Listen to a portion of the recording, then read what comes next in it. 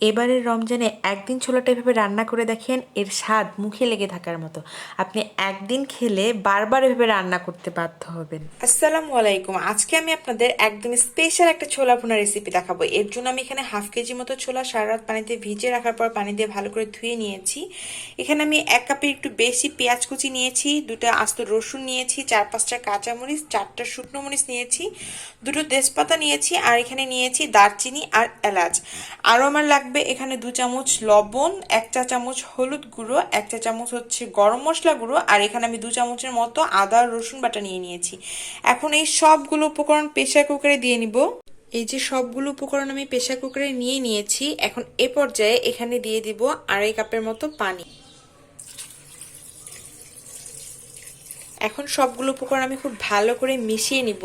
এ পর্যায়ে আমি কোনো তেলই ইউজ করিনি, এখানে আমি কোনো তেল এখন ইউজ করব না, তেলটা আমি সবার শেষে ইউজ করব। আমি সবগুলো উপকরণ সুন্দর করে মিশিয়ে নেওয়ার পরে এটা 4-5টা সিটি দিয়ে নিব। এই ছোলাটার বিশেষত্ব হচ্ছে এই ছোলাটা খুব খুব ভালো করে নরম করতে হবে, যাতে একদম ছোলাটা সুন্দর মতো গলে যায়। এই সবগুলো উপকরণ আমি খুব সুন্দর করে মিশিয়ে নিয়েছি। এই ছোলা রান্নাটাতে পেঁয়াজের পরিমাণটা একটু বেশি দিতে হয়, আর পানির পরিমাণটা আপনারা দেখে নিশ্চয়ই বুঝতে পারছেন। এখন আমি ঢাকনা দিয়ে ঢেকে এটা 4-5টা সিটি দিয়ে নিব। চুলায় আমি এটা বসিয়ে দিয়েছি, এখন অপেক্ষা করব সিদ্ধ হওয়া পর্যন্ত। আমি প্রেসার কুকারে 5টা সিটি দিয়ে নিয়েছি, আর এর মধ্যে এটা এত সুন্দর সিদ্ধ হয়ে গেছে,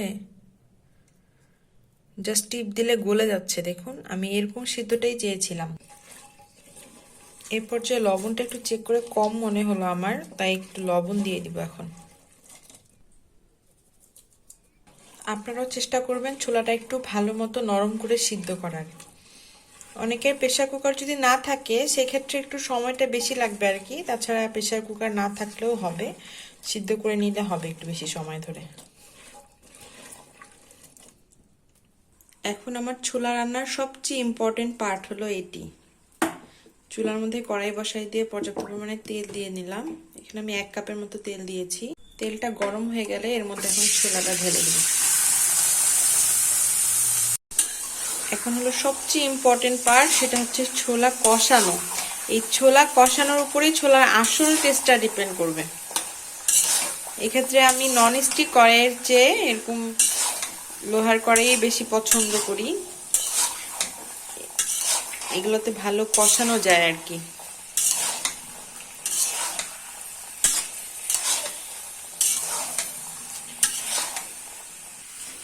আধা ঘন্টা পার হবে, আমি এটা জাস্ট নেড়েই যাচ্ছি। যদিও বিষয়টা একটু কষ্টকর, তবে মজার কিছু খাওয়ার জন্য একটু কষ্ট তো করাই যায়। আর এইভাবে একবারে বেশি করে বানায় ফ্রিজে রাখে অনেকদিন খাওয়া যায়।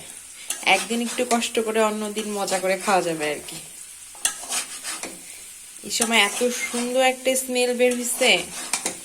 কালারটা ভিডিওতে যদি অত সুন্দর আসতেছে না, কারণ আমি ভিডিওটা রাতে করতেছি, রান্নাটা রাতে করতেছি, এই জন্য আমার রান্নাঘরে একটু আলো কম, তাই ভিডিওর কালারটা অত সুন্দর আসতেছে না, কিন্তু অনেক সুন্দর হয়েছে ছোলাটা এই সময়। মানে কালারটা জাস্ট এত সুন্দর হয়েছে এবং এত সুন্দর একটা স্মেল বের হয়েছে। এখন আমি এর মধ্যে একটু গরম মশলা গুঁড়ো দিয়ে দিব।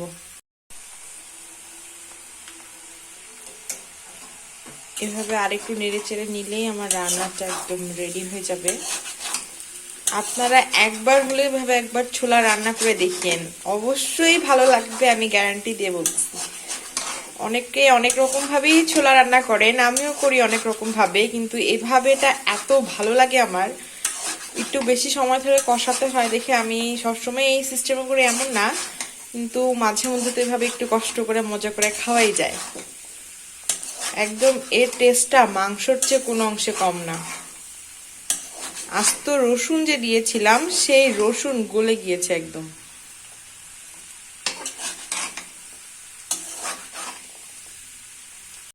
এই যে দেখুন, কষাতে কষাতে রসুনের অবস্থা। তো আমার ছোলা ভুনাটা একদম রেডি। এবারের রমজানে একদিন ছোলাটা এভাবে রান্না করে দেখেন, এর স্বাদ মুখে লেগে থাকার মতো। আপনি একদিন খেলে বারবার এভাবে রান্না করতে বাধ্য হবেন। একদিন কষ্ট করে একটু বেশি করে বানিয়ে রেখে ফ্রিজে রেখে দেন, অনেকদিন পর্যন্ত খাওয়া যাবে। এই যে আমি এভাবে বক্সে করে ফ্রিজে রেখে দিই। ভিডিওটি দেখার জন্য ধন্যবাদ। ভালো লাগলে একটি লাইক, কমেন্ট ও চ্যানেলটি সাবস্ক্রাইব করে পাশে থাকবেন। আল্লাহ হাফেজ।